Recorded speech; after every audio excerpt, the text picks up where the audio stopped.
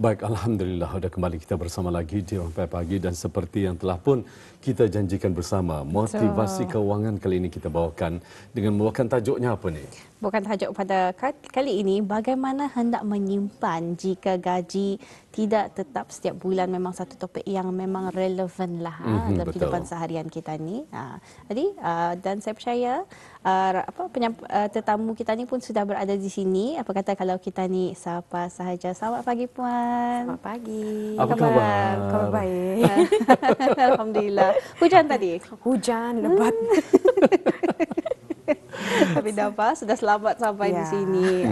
Tadi bagaimana kalau kita diteruskan sahaja dengan topiknya pada hari ini, mungkin boleh dikongsikan mukadimahnya ya, Puan, silakan. Okay. So topik hari ini adalah lebih kepada mereka yang mempunyai bisnes ataupun kerjanya orang freelance, kerja bebas. Kerja bebas, dan bukan itu saja, ia juga adalah yang orang yang bekerja ada gaji tapi mendapat duit sampingan. Sebab biasanya kan ia ada dua, ada penjual di media sosial, di mana diorang ini memerlukan orang physical store lah. Jadi yang ini macam kadang-kadang orang yang bekerja sudah ada mendapat gaji, diorang mau mendapatkan duit sampingan, jadi diorang pun menjual-jual barang jual. Tapi banyak orang pun macam diorang membuat ada duit sampingan ataupun kerja bebasannya, diorang cakap selalu bertanya kepada saya sendirilah, macam mana kan menyimpan daninya? Pasal gaji indah tetap. Kadang-kadang ada keuntungan, kadang-kadang indah. Jadi sebab itulah pada hari ini saya akan membincangkan mengenai apa yang dapat ketani take away lah dari topik hari ini. Jadi maksudnya perlu ada orang keseimbangan dalam kata ni penghitungan gaji tersebut ya. Orang maklum sajalah kadang bulan ini ada kelebihan, bulan depan ada kekurangan. Jadi tidak menentu kan. Jadi cuma tujuan dalam kata ni menyimpan. Baik. Kemudian pun kita ingin mengetahui apa yang perlu untuk setiap individu yang mempunyai gaji tidak tetap ini mereka buatlah. Apa yang perlu, yang penting sebetulnya, Puan? Okey. Salah satunya adalah, ini yang paling important, mempunyai akaun berbeza. Iaitu business account sama akaun peribadi. Ini boleh disamakan, boleh disatukan. Ini yang banyak mistake orang selalu buatlah. Pasal diorang satukan akaun peribadi sama akaun bisnes. Jadi semasa pembeli membayar untuk apa yang diorang beli ke, sama ada dari segi kiranya yang membeli kek lah. Kali kalau kita ni mengantar transaksi duit, kita ni boleh lihat nama orang itu instead of nama bisnesnya. Jadi kita ni tahu yang ni memang masuk ke akaun pribadinya. Jadi kalau ada ia akan membuatkan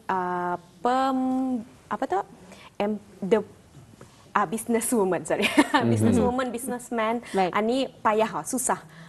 Sebab macam semua tercampur aduk dalam satu akaun. Jadi memang susahlah kalau dua-dua semua tu bercampur. Memangnya orang confused lah ya. Ataupun kadang-kadang ia terpakai jual duit dalam akaun tu. Jadi apabila mempunyai dua akaun yang berbeza, senang untuk mereka keep track lah apa yang ada. Apa yang ada dengan diorang punya akaun. Baik Puan, soalan seterusnya ni tanyakan. Mungkin anda boleh memberikan contoh bagi mereka yang menggabungkan kewangan perniagaan dan peribadi. Okey, yang ni saya ada sediakan sebuah ilustratif lah. So sekiranya kalau kita ni ada akaun perniagaan and personal ni bercampur, pribadi sama bisnes ni bercampur, apa saja keuntungan perniagaan atau biasanya diorang jadikan pendapatan. Dan dalam akaun pendapatan ini kan pasal dia tercampur dengan akaun pribadi, ia jual perbelanjaan jadi tadi confused. Confused. Yang mana satu? Macam dadanya orang dapat ketani bagi-bahagikan wah ini untuk apa, ini untuk apa. And then kalau ia sendiri seorang saja memanage dirinya, makin payah pasal ia yang mesti buat account. Oh, ini adalah untuk bisnesku setiap bulan. Pasal orang perbelanjaan bisnes ni pun macam bukannya sama rata setiap bulan. Mungkinlah example lah, kalau hari perayaan macam hari raya ataupun hari masa puasa, ia memerlukan stok yang lebih banyak. Jadi perbelanjaannya pun memerlukan lebih banyak. Baik. Tetapi perbelanjaan pribadinya tu pun affected pasal masa perayaan ketani tentu banyak beli barang, jual untuk persediaan lah orang. So dari sana ia tercampur aduk apa tu, dia tahu apa benarnya keuntungan bersih yang ia dapat. And then bukan itu saja, macam even masa perbelanjaan pribadinya ni pun rasanya tertarik-tarik sana sini. Jadi pentinglah untuk kita ni indah menggabungkan kewangan pribadi dan perniagaan. Jadi seperti yang tahulah dalam perniagaan ini memerlukan modal juga kan. Kalau sudah tertarik modalnya ke tempat lain, memang susah untuk menarik lagi di mana tempat lain menarik. Dia jual pendapatannya kan, dia jual itu. So kalau macam tertarik banyak ke perbelanjaan pribadinya dan perbelanjaan bisnesnya makin kurang, jadi bulan seterusnya makin kurang pendapatannya. Itu yang ketani mau elakkan lah. Jadi Tuan, maafkan saya Puan, jika ada pertanyaan, mungkin kalau ketani supaya indah kelirukan untuk menyimpan sama ada pendapatan yang tetap dengan yang sampingan, kan tu? Yang sampingan tentu sekali indah orang indah sama indah menantu, kadang lebih kadang kurang yang tadi bincangkan masa ni. Perlukah diorang membuka akaun di tempat bank lain ataupun pada bank yang sama tapi menggunakan dua akaun? Macam mana yang terbaiknya lah supaya yang terbaiknya supaya berbeza lebih baik. Berbeza daripada ya sama. Memang sama perbankan, different account, atau ada orang disadvantage-nya juga lah. Pasal takut ia nampak dapat ku transfer ke pribadiku dengan mudah. Daripada kalau ada dua ni kan, okey aku tahu yang ni memang untuk bisnes aku dapat tarik. Ada kemasukan. Ada kemasukan. So dari sana macam memang disarankan mempunyai different perbankan lah. Daripada pribadi sama ketani punya business account. Takut ada bisikan-bisikan halus satu. Bisikan halus itu datang dari diri sendiri. Betul sekali. Jadi contoh sudah diberikan tadi bagi yang menyamakan. Boleh contoh jadi membahagikan kewangan perniagaan dan pribadi Puan. Okay. So yang ni this is where ia jadi lebih teraturnya orang. So kalau ia ada account business so sekiranya lah ia ni ada buat sampingan, ia ada duit orang kerja tetap juga ada duit sampingan tapi different perbankan.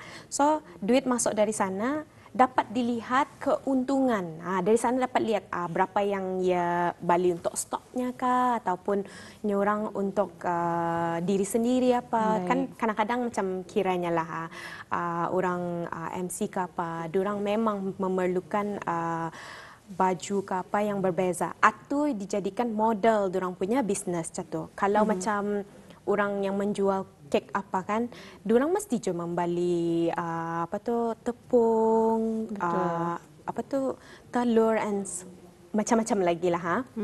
So dari sana expenses satu ketani Bali menggunakan akaun perniagaan ni.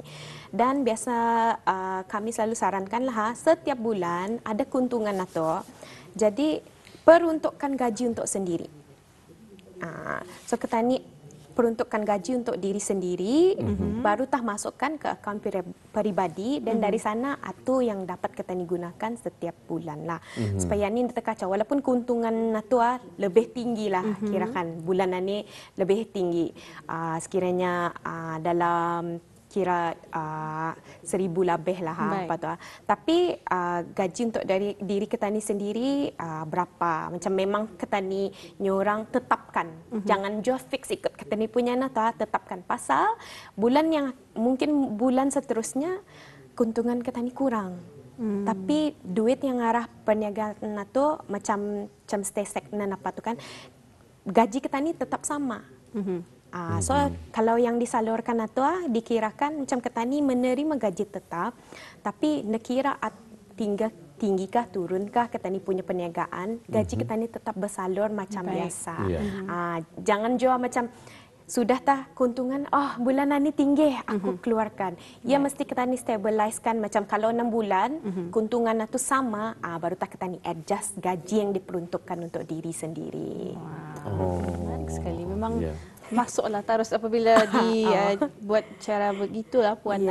Jadi artinya kalau seseorang tu memang lain. Kalau kita ni ingin melihat cara kita ni menggunakan duit itu dan sebagainya, saya menggunakan nota dan perbelanjaan saya pada hari ini. Sama juga ya dengan perbelanjaan untuk bisnes perniagaan. Mungkin memerlukan buku yang lain-lain kali itu. Anda dapat disamakan Dah boleh disamakan. walaupun sama orangnya. Pasal kalau dicampur semua macam kira bisnesnya arah diri kita ni sendiri lain. Tapi kalau peribadi macam macam kita ni makan luar apa tu atau lain. Tapi kalau sekiranya kita ni makan luar, pasal sekiranya sekarang ni macam ada influencer punya kan, diorang makan luar tapi diorang memerlukan budget atau kan, ambil daripada business account atau catu. Tapi kalau untuk kita ni sendiri, enjoy sama kawan saja-saja untuk melihatkan ni orang apa experience kita ni on this restoran, jangan diambil dari sana lah atau kira peribadi kita ni sendiri. Jadi bukan saja bank account yang berbeza, tapi juga memerlukan buku nota yang berbeza lah supaya dia kecampur aduk. Betul. Jadi dia keliru. Dia keliru. Mm-hmm. Jadi adakah perbandingan antara menggabungkan perniagaan dan kewangan peribadi dan membahagikannya? Okey, seperti yang saya sebut tadi, kalau digabungkan lah, biasanya yang diperhatikan selalunya lah, akaun bisnes ini semua dikeluarkannya masuk ke akaun peribadi. Jadi kalau ada apa-apa macam diperlukan macam bisnes satu memerlukan modal, ditarik lagi peribadi ke akaun bisnes satu. Macam so ia tercampur aduk, kita ni dah tahu macam mana kan membahagikan kedua-duanya. Manakala kalau akaun itu dibahagikan sekiranya akaun bisnes lain, akaun peribadi lain. Jadi macam sudah kita ni peruntukkan. So akaun bisnes satu akan sentiasa ada. So apa saja untuk business purpose kita ni boleh pakai atau tapi akaun pribadi pun akan naik juga pasal sudah sekarang ni kita ni tahu ni dibahagikan dua sudah. So yang pribadi apa saja yang aku mau untuk simpanan ke apa diambil dari akaun pribadi bukan dari akaun bisnes jatuh. Jadi dikongsikan pada skrin TV pada ketika ini dua dua senario. Apabila satu akaun digabungkan akan jadi seperti begitulah yang dilihatkan, dan akaun yang dibahagikan juga. Dan untuk kadang-kadang kita ni belajar melalui visual lah untuk kita ni memahami. Kadang-kadang mendengar pun kurang faham. Tapi bila melihat secara visual bolehlah kita ni memahami sedikit sebanyak. Jadi ada contoh-contoh yang telah pun kami paparkan melalui skrin TV bis kita. Jadi harapnya bis kita faham dengan penjelasan yang telah pun disampaikan oleh tetamu kita pada pagi ini. Iaitu sekali lagi Auda, kita memperkatakan pada pagi ini iaitu mungkin ada bis kita yang baru menyaksikan rampai pagi ini, iaitu bagaimana hendak menyimpan jika gaji tidak tetap pada setiap bulan. Baik, soalan seterusnya pun kita ingin mengetahui bagaimana formula untuk mereka yang mempunyai gaji tidak tetap untuk menyimpan ini, macam formulanya macam mana ni? Contoh sudah ada tadi kan? Contoh ada sudah. Ini bahaginya sudah. Bisnesnya lain sudah, pribadinya lain sudah. So yang ini sudah peruntukkan gaji untuk diri sendiri yang fix untuk dirinya sudah. Jadi dari sini 10% daripada apa gaji yang diperuntukkannya tu disimpan untuk jangka masa pendek. So yang ini macam orang duit kecemasan, mana tahu akan kahwin ke apa ataupun travel ke percutian ataupun apa semua itu kan contohnya. Atau kira jangka masa pendek macam dalam setahun ke 5 tahun ia perlu assess this money. So that's 10% of it lah. So untuk jangka masa panjang pasal yang ni orang bisnes ni biasanya diorang don't really terfikirkan kalau nak ku bisnes lamanya. Mau je aku mungkin paskan arah anakku, aku bersara apa tu. Jadi 20% ni adalah untuk simpanan jangka masa panjang. So kiranya untuk simpanan pembelajaran tinggi untuk anak. Betul. Persaraan. Dan juga mungkin ia akan mau membuat rumah ataupun renovate atau membeli kereta sebab orang ni biasanya membeli kereta ke apa tu dengan cash sebabkan Lebih mudah. durang Dia dapat lebih loan. mudah dia dapat loan. Itu salah betul. satunya jual lah. Kalau dapat pun macam dari segi bisnes lah macam tu. Baik. Tapi biasanya durang prefer cash. So Yes. mungkin dengan ini formula ni dapat sedikit-sedikitnya orang membantu especially dari segi apa tu persaraan atau yang paling penting pasal durang ni macam durang akan mau selamanya berbisnes apa tu sampai yes. ketua. Mungkin kalau mau okey, tapi macam dengan passion saja instead of obligation pasal ada anak masih damit apa kan. So dari sana itu yang paling penting jual lah. Jadi ingin juga berehat pada waktu kadang-kadang ada faktor kesihatan ya. Kesihatan Faktor kesihatan dan mereka tidak mau tergantung dengan pinjaman lagi. Kalau macam waktu muda ataupun masih lagi bekerja dan mendapat gaji yang tetap kan membuat pinjaman untuk mendapatkan kereta kan. Ini orang lebih suka secara tunai membeli secara kereta. tunai sebab kira apa yang diorang dapat itu memang boleh mendapatkan pinjaman itu susah untuk Betul. gaji yang tidak tetap banyak. Betul. Jadi 10% untuk jangka pendek, 20% untuk jangka panjang. Apa yang jadi dengan 70% itu? Atau bolehlah macam kira expenses untuk diri sendiri. Kira untuk keluarga ke apa. Bermacam-macam lagi lah. Macam-macam lah. Jadi ini ditanyakan kepada Puan. Kadang-kadang mereka sebagai seorang pemilik bisnes ni, mereka mengira dengan modal mereka, dengan menolak dari modal itu untuk mencari keuntungan bersih. Sebagai dari keuntungan bersih itu, adakah itu semuanya milik mereka ataupun Puan sarankan apa tu? Ya, satu keuntungan yang bersih itu mungkin salah satunya boleh diorang buat sudah diorang memperuntukkan gaji untuk sendiri itu the rest of it masukkan tah ke bisnes. Pasal kita ni dah tahu mana tahu ia akan mau expand ke bisnes tu membanyakkan lagi stok. Sebab kita ni dah tahu bulan-bulan seterusnya sama ada masih macam bisnes satu naik ke turun ke ataupun ia memerlukan capital untuk membuat bisnes lain lagi. Siapa tahu. Betul dah, Tanin dah tahu. Jadi jadikannya lebih baik dijadikan sebagai satu simpanan mungkin untuk perancangan yang seterusnya. Baik, untuk seterusnya mungkin Puan ada yang request untuk minta orang kepastian. Contohnya jika membahagikan kewangan dalam perniagaan dan juga peribadi. Jadi kita paparkan ini contoh menerusi skrin TV bis kita.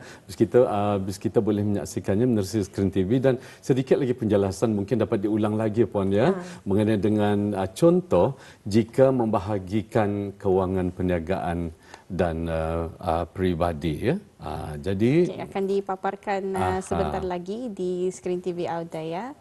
Jika kita ni contoh bagi membagikan kewangan kita paparkan. Baik, kewangan peribadi dan perniagaan kita paparkan pula. yang ini Baik, kita paparkan ini jadi bis kita boleh menyaksikannya. Ini dia.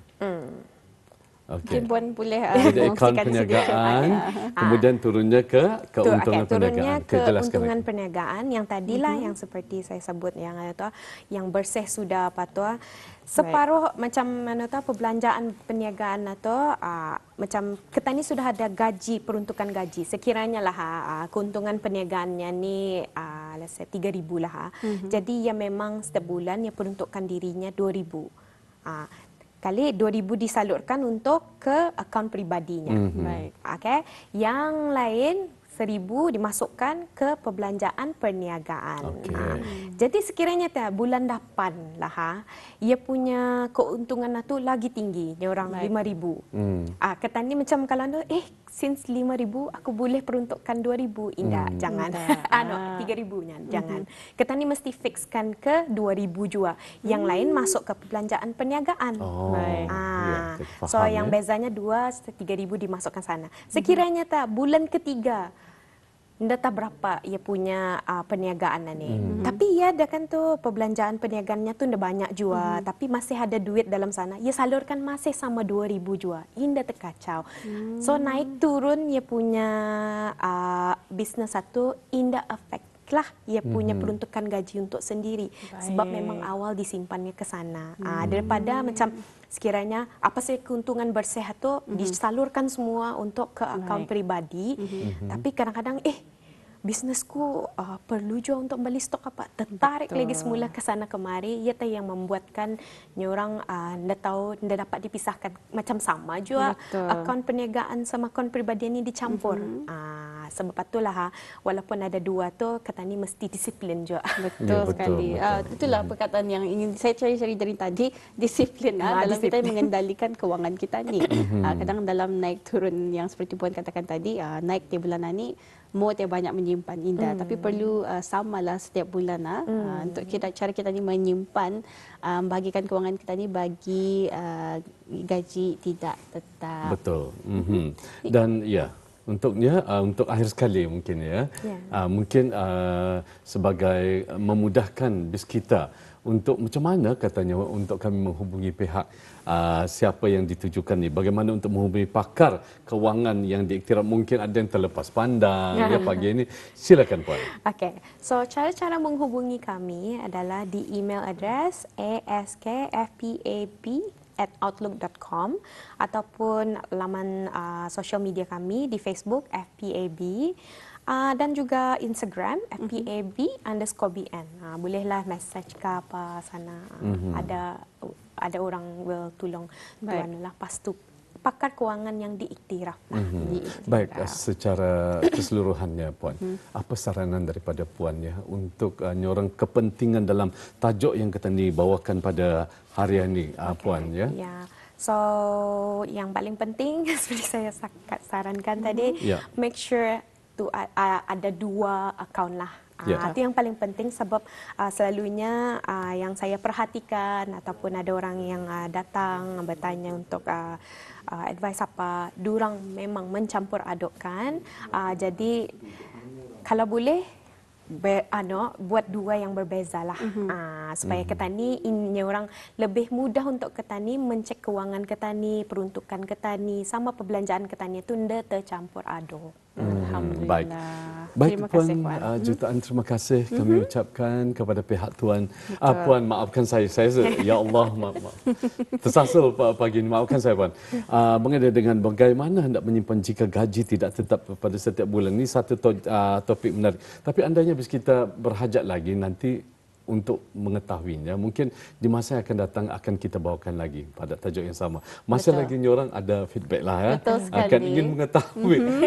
Tapi kita harap mereka telah pun memahaminya ya. Betul. Baik, terima kasih sekali lagi Puan Terima kasih. Sampai jumpa lagi Puan. Sampai jumpa lagi.